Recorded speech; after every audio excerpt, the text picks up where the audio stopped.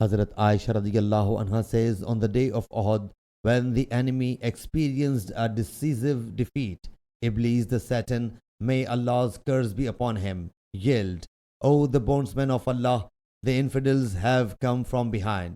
So the people of front ranks pounced upon that of the rear ranks. So Hazrat Huzaifa radiallahu anhu beheld that his father Hazrat Yaman was also surrounded by the Muslims. He shouted, "O the bondsmen of Allah Jalla Jalaluhu, it is my father, it is my father."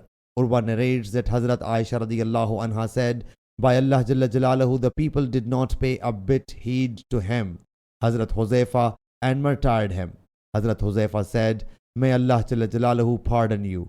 Urwa states that by Allah Jalla Jalaluhu, Hazrat Huzaifa remained gloomy at this tragedy throughout his life till he met Allah Jalla Jalaluhu.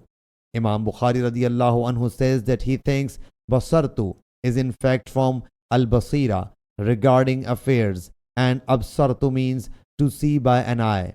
The other people says that basaratu and absartu are synonyms. Sahih Bukhari Hadith number 4065.